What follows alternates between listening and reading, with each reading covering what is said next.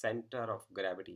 Center of gravity is a new concept. It's a new physical quantity we are going to discuss about, and this is article number 7.8.2 of NCERT. So first मैं सबसे पहले ये शुरू करता हूँ कि आपने बहुत एक्सपीरियंस किया होगा कि कभी आपने क्लास में पढ़ते पढ़ते किसी एक नोटबुक को अपनी उंगली के ऊपर बैलेंस करने की कोशिश की होगी, या फिर आपने किसी लकड़ी के जो रॉड है या ग्लास रॉड है या लोहे की रॉड है, उसको आपने अपनी उंगली के ऊपर एक बैलेंस करने की कोशिश की होगी, जैसा आप डायग्राम में देख रहे हैं। इसमें हम क्या करते हैं कि हम कोई एक इर्रेगुलर शेप की कोई एक बॉडी लेते हैं। सेंटर ऑफ ग्रेविटी के कंसेप्ट को समझने के लिए हम एक एग्जांपल आपके साथ बनाए हैं इधर। This is figure number 1। So just see here on the figure number 1 कि हम कोई एक इर्रेगुलर शेप की कोई एक बॉडी लेते हैं। इस तरीके का आप कार्डबोर्ड आप चूज कर लेते हैं। This is representing cardboard. फिर हम क्या करते हैं, अंदाजे के साथ हम इसको एक पेंसिल के ऊपर बैलेंस करने की कोशिश करते हैं। सो हम ट्रायल करते हैं कि शायद यहाँ बैलेंस हो जाएगा, यहाँ बैलेंस होगा। हम अलग अलग पॉइंट के ऊपर ट्राई करने के बाद हम इस पॉइंट जी को ढूंढ लेते हैं कि यहाँ आके जो है वो आपका कार्डबोर्ड आपकी पेंसिल के ऊपर बैलेंस हो जाता है। उसके बाद देखिए कि जब कार्डबोर्ड इसके ऊपर बैलेंस हो जाता है तो उसमें दो इक्विलिब्रियम आते हैं। आपने पढ़ा है कि इक्विलिब्रियम की जो कंडीशंस क्या होती है, उसमें 6 कंडीशंस होती हैं। देखिए, sum of all the forces, sum of all the forces must be equal to zero, और यहाँ से 3 कंडीशन जनरेट होती हैं। एफ, ये द स्केलर फॉर्म ऑफ इसका क्या हो जाएगा, F I of x is equal to zero, and then sum of all the forces along y direction is equal to 0, and sum of all the forces along z direction is equal to 0. So these single conditions in the vector form will generate the 3 conditions for the translational equilibrium. And for the rotational equilibrium में हम क्या करते हैं, हमने already इसको पढ़ रखा है कि sum of all the torques must be equal to 0, और इसके इस इक्वेशन से 3 स्केलर फॉर्म जो इसकी ये रहेंगी, all the torques along x-axis must be equal to 0, and all the torques around y-axis must be equal to 0, and all the torques around z-axis must be equal to 0. So 3 conditions यहाँ से आती है, और ये these 6 conditions are totally responsible for the body to be in equilibrium. अब जब आप ये पॉइंट देते हैं जी कार्डबोर्ड के ऊपर, तो ये जो बॉडी है वो बोथ ट्रांसलेशनल और रोटेशनल इक्विलिब्रियम को मेंटेन कर लेती है। इसका मतलब क्या हुआ कि सभी फोर्सेस का जो सम है वो जीरो हो जाएगा, और सब टॉर्क का जो सम है वो जीरो हो जाना चाहिए। हमें डिस्कस करना है कि तो सेंटर ऑफ ग्रेविटी क्या चीज़ होती है। अब आपने ये समझना है कि सेंटर ऑफ ग्रेविटी किसी भी रेगुलर और irregular shape of the body के ऊपर वो पॉइंट होता है जहाँ ये 6 कंडीशन सेटिस्फाइड होती हैं। मतलब ये हुआ कि बॉडी ट्रांसलेशनल इक्विलिब्रियम में भी होती है, ये ट्रांसलेशनल इक्विलिब्रियम का मैथमेटिक्स है, और एक बॉडी जो है वो रोटेशनल इक्विलिब्रियम में भी होती है। Body is both in translational as well as in the rotational equilibrium. So हम इस डायग्राम में देखते हैं कि जो जी एक ऐसा पॉइंट है जहाँ बॉडी जो है वो ट्रांसलेशनल और रोटेशनल इक्विलिब्रियम में है। फॉर एग्जाम्पल हम ये मान के चलें कि ये बॉडी जो सिर्फ यहाँ ट्रांसलेशनल इक्विलिब्रियम में है, इसका मतलब क्या हुआ, ना तो बॉडी ऊपर की ओर जा रही है, ना ही बॉडी नीचे की ओर जा रही है। यदि बॉडी ट्रांसलेशन इक्विलिब्रियम में है, this means that sum of all the forces, because body is not moving in x along x axis and not along z axis. So I can say that sum of all the forces along y direction must be equal to 0. This means that मैं इसको ऐसे लिख सकता हूँ कि sum of all the forces along y direction must be equal to 0. Sum of all the forces along y direction is equal to 0. इसका further meaning ये हुआ कि F1 by plus F2 by must be equal to 0. This means that R, that is in positive bidirection, minus mg is in negative bidirection, it is equal to 0. This means that R is equal to mg. Okay, so this is the condition for the translational equilibrium. I will mark this as equation number 1. Okay, यदि body सिर्फ translational equilibrium में है और वो rotational equilibrium में नहीं है, for example, तो ये जो वेट है, जैसे फॉर एग्जांपल दिस इज, ये एक रिजिड बॉडी है, और रिजिड बॉडी कैसे बनती है, छोटे छोटे मासेस को हम जब ऐड कर देते हैं, पॉइंट मास का कंसेप्ट को हम एक्सटेंड करते हैं, हम इसको एक एक्सटेंडेड बॉडी भी बोलते हैं। तो उसकी वजह से क्या होगा, यदि इस मास की वजह से इसका वेट जो है m1g वो डाउन बार डायरेक्शन में होगा, यहाँ जो वेट है वो m2g, वो भी डाउनवार्ड डायरेक्शन में होगा। और इसी तरीके से मैं तो दो एग्जांपल, दो मासेस जो है एक रफली चूज कर रहा हूँ, unless there are n number of masses. और ये जो वेट होगा वो उसको क्लॉकवाइज डायरेक्शन में रोटेट कराएगा, और जो ये वाला वेट है वो उसको एंटी क्लॉकवाइज डायरेक्शन में रोटेट कराएगा, and but the body will lose its equilibrium. So if the body has to be in the rotational equilibrium, this means that sum of all the torques because of the number of masses of the rigid body must be equal to zero. Okay, translational equilibrium में होती है। यदि हमें centre of gravity को define करना है तो जो ट्रांसलेशनल इक्विलिब्रियम के लिए हमने किया कि जो आर है, R must be equal to mg. So the second part of the discussion is that the उसी point के around around point G, the body must be in the rotational equilibrium. So to understand this concept, this the center of gravity of the cardboard is so located that the torque, the total torque. Now see here, this is a total torque on it. Due to the forces m1g, m2g, etc. must be equal to 0. सो इसके ऊपर हम क्या choose करते हैं, देखिए for example ये वाला point हमारा R1 है, मास M1 है, और इसका जो सेंटर से एक्सिस ऑफ रोटेशन से इसका जो डिस्टेंस है R1 है, मास M2 का जो डिस्टेंस है वो R2 है. Similarly, you can choose another point M3 over here, and this weight of this M3 is also in a downward direction M3z, and this distance from the axis of rotation is M3 R3. So इसमें जो ये weight होंगे, they create the torque around this axis of rotation. This is some a prime. I can write this axis of rotation is some a prime along this axis. Okay. सो जो torque create होगा वो क्या होगा, जो torque tau 1 होगा. सो torque का हम पहले बेसिक एक्सप्रेशन लिखते हैं यूजिंग, जो टॉर्क होगा वो होता है R cross F. Okay, so I would like to write it like this. अब इसके लिए हम लिखने की कोशिश करते हैं कि जो टाउ 1 होगा, जो torque due to mass m1, उसका जो पोजीशन वेक्टर कहाँ है रिजिड बॉडी में, ये देखिए ये उसका पोजीशन वेक्टर है, और ये हो जाएगा force. This is mass, mass of the first particle and the acceleration due to gravity that is also in the vertically downward direction, right? So ये हो गया, इसको इक्वेशन नंबर हम 1 लिख देते हैं.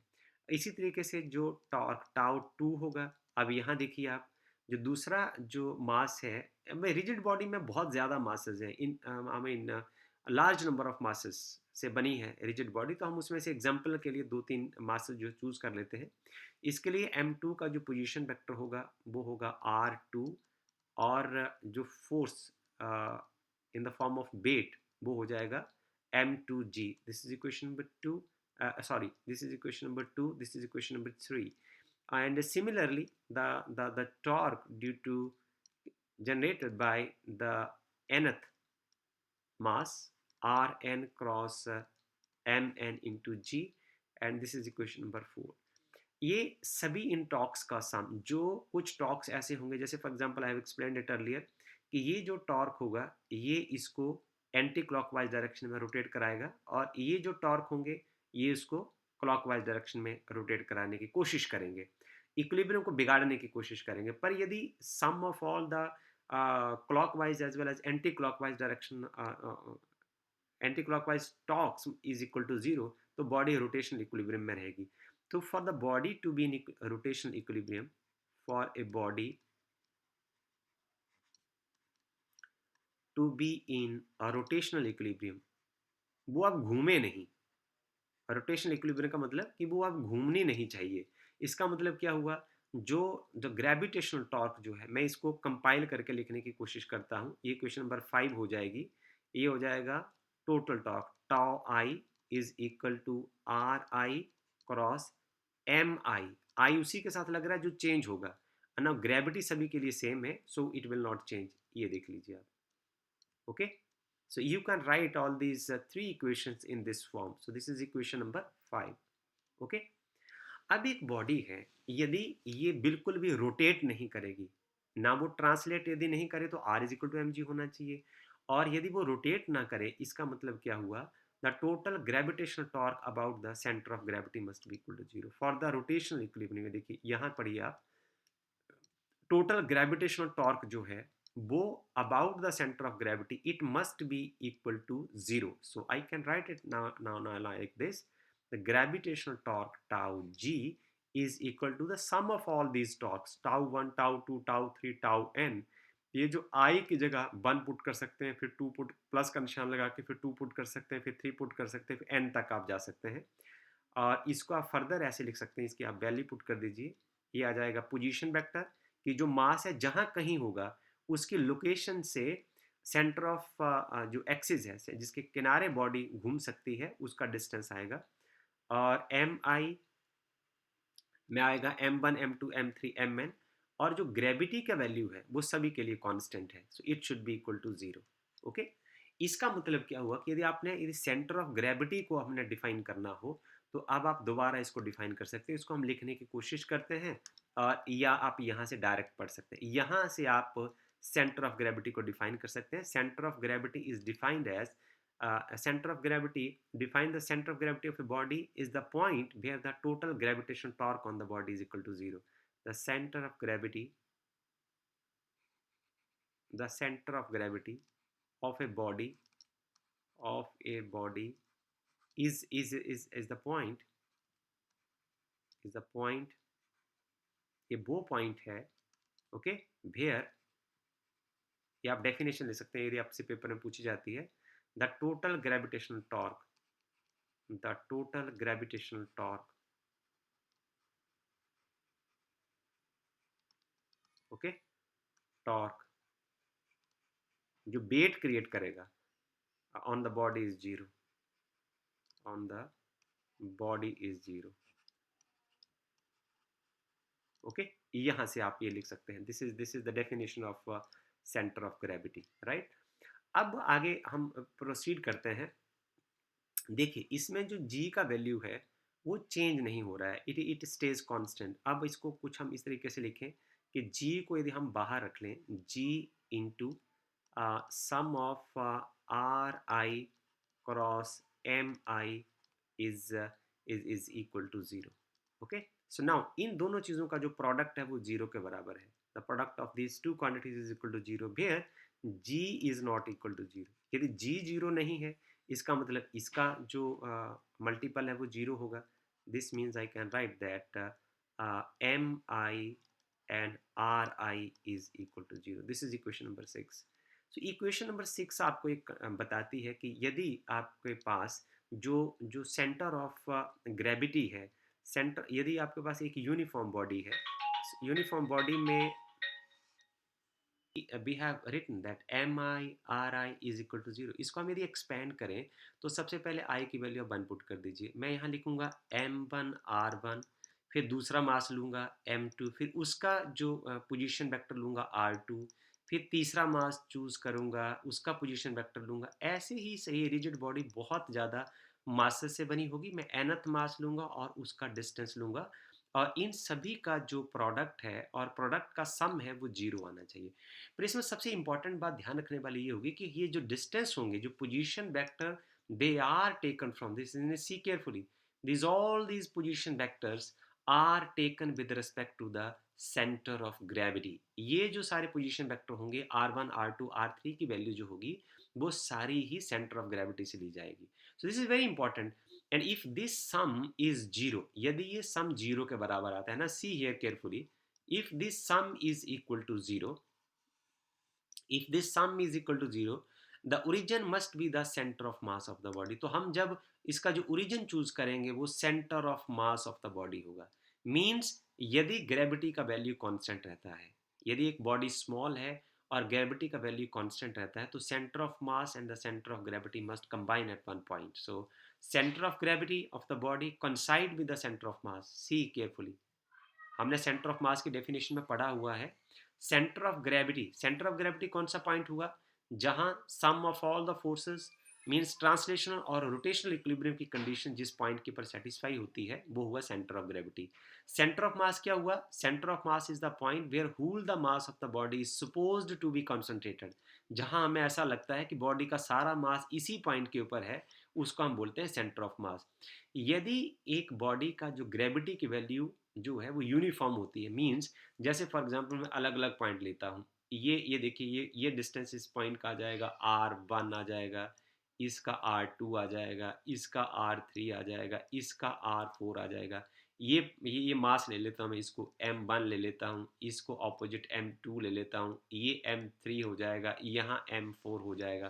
तो इन सभी का सम अराउंड दिस पॉइंट, इसका जो पोजीशन वेक्टर कहाँ से लिया जाएगा? जहाँ सेंटर ऑफ ग्रेविटी है, यहाँ से ये पोजीशन वेक्टर चूज किया जाएगा। सो ये है यहाँ कहने का मतलब। और इस पॉइंट में यदि एक बॉडी में देखिए, यहाँ भी ग्रेविटी की वैल्यू g है, यहाँ भी g है, यहाँ भी g है, और यहाँ भी g है। यदि g की वैल्यू बॉडी में हर जगह सेम होती है और बॉडी यूनिफॉर्म होती है, तो सेंटर ऑफ ग्रेविटी और सेंटर ऑफ मास जो है वो कंबाइन कर जाते हैं, एक जगह पॉइंट में मिल जाते हैं। And we note that this is true because the body is being very small. And sometime ऐसा भी हो सकता है कि बॉडी स्मॉल साइज की ना हो और ग्रेविटी की वैल्यू वेरी करे, इट इज ऑल्सो पॉसिबल। होती है उसमें जी का वैल्यू स्मॉल इन साइज होती है और ग्रेविटी की वैल्यू उसमें कांस्टेंट रहती है।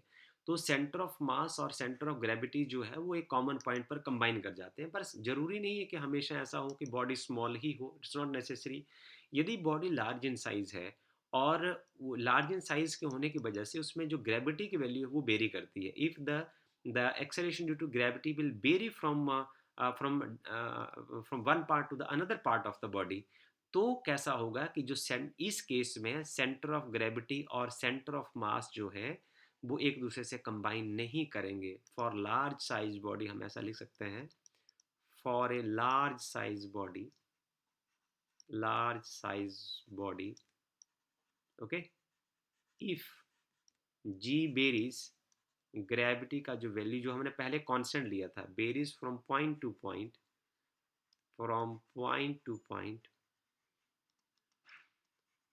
From point to point, what will happen then? Center of mass, center of gravity and center of mass will not combine at a point, will not coincide at a point, right? Will not coincide at a point। तो ये कॉन्साइड नहीं करेंगे। कारण इसका ये है कि जो सेंटर ऑफ ग्रेविटी है वो अपने आप में एक अलग कॉन्सेप्ट है और जो सेंटर ऑफ मास है वो अपने आप में एक अलग कॉन्सेप्ट है। सेंटर ऑफ ग्रेविटी में हमने क्या पढ़ा? सेंटर ऑफ ग्रेविटी एक वो पॉइंट होता है, एक ऐसा पॉइंट जहां बॉडी ट्रांसलेशनल इक्विलिब्रियम की कंडीशन को फॉलो करती है और उसी पॉइंट के ऊपर रोटेशनल इक्विलिब्रियम की कंडीशन को फॉलो करती है। ये हमने ऐसा लिख दिया। और सेंटर ऑफ मास क्या होता है? Centre of mass is the point where whole the mass of the body is suppose to be concentrated. जैसे फॉर एग्जाम्पल ये जो एक रिजिड बॉडी है वो लार्ज नंबर ऑफ पॉइंट से मिलकर बनी हुई है, तो इसका फॉर एग्जाम्पल यदि हम ये मान लें कि इसका जो मास का सेंटर यहाँ बनता है, ठीक है, इसको हम बोलते हैं centre of mass, represented by capital M. हमने जब concept of centre of mass के बारे में पढ़ा था तो हमने इसके बारे में डिटेल से चर्चा की है, तो हम इसके बारे में बात नहीं करना चाहते। हम चलते हैं फिगर नंबर 7.5। ये देखिए फिगर नंबर 7.5, ये NCERT किताब से ली गई है। ये फिगर नंबर 7.5। इसमें यदि हमने इस पार्ट ऑफ द टेक्स्ट में हमने ये पढ़ना है कि यदि हमारे पास एक बॉडी अवेलेबल होती है तो हमने यदि उसका सेंटर ऑफ ग्रेविटी निकालना है तो उसका तरीका क्या है। एक रफ वे हमारे पास क्या है कि यदि आपके पास बॉडी दी जाए तो उसको आपको कहा जाए कि आप इसका सेंटर ऑफ ग्रेविटी निकालें, हम क्या करेंगे। देखिए ये जो बॉडी है आपके पास, ये डायग्राम आप देख रहे हो, आपने क्या करना है कि ये आप इरेगुलर शेप की बॉडी आपने ले ली। इरेगुलर शेप का मतलब है जिसकी जो लेंथ, ब्रेड्थ, हाइट जो है वो क्लियरली डिफाइंड ना हो। अब आपको इसको लेंथ क्या बताएंगे, कितनी लेंथ है, चौड़ाई कितनी बताएंगे, ब्रेड्थ कितनी बताएंगे, हाइट कितनी बताएंगे, इट्स नॉट वेल डिफाइंड। तो ये इरेगुलर शेप की एक बॉडी आपने ले ली। फिर आपने क्या किया, उसको ए पॉइंट के किनारे जो है के अराउंड जो है वो इस पॉइंट से एस से लटका दिया। लटकाने के बाद आपने क्या किया कि एक लाइन मार्क कर दी। You have marked line like this, okay, so you have marked line like this, इसको मार्क कर दिया। दूसरी बार आपने क्या किया, फिर आप ए वन जो है वो एक लाइन बन जाएगी आपके पास। जब आपने पहली बार इसको लटकाया तो आपके पास लाइन बनी ए वन। ओके, फिर आपने क्या किया, दोबारा फिर से इस बॉडी को खोला और बी पॉइंट का राउंड लटका दिया। तो जब आपने बी पॉइंट का राउंड लटकाया तो ये जो लाइन आएगी वो आ जाएगी बी वन। दूसरी बार जो लाइन आएगी वो आएगी B one. The second time you will have a line of the form B और बी वन, ये आ जाएगा। और थर्ड केस में आपने जब इसको दोबारा फिर से लटकाया तो आपने सी के राउंड इसको लटकाया। जब आपने इसको सी के राउंड लटकाया तो ये देखिए, देन देन बॉडी हैज अपना जो उसने इक्विलिब्रियम बनाया वो उसने सी वन लाइन के अराउंड बना लिया। इसको हम ऐसे लिख देते हैं, then you will have the third line, so that is C one. Okay, आप क्या करिए, इन तीनों पॉइंट्स को मिला दीजिए, जहां इनका सेंटर बनेगा, जहां ये कॉमन पॉइंट इनका बनेगा, जहां ये मीट करेंगी, this is the centre of gravity. So here g is the centre of gravity here. now all these the point of intersection, अब यहाँ से पढ़ लीजिए आप, the intersection of the vertices will give the center of gravity। जहाँ ये vertices एक दूसरे से मिलेंगी उसको हम बोलेंगे center of gravity। right, so this method work, ये काम करता है जब body small in size होती है। so this is all about the concept of center of gravity। we will now then concentrate the application of the center of gravity। okay।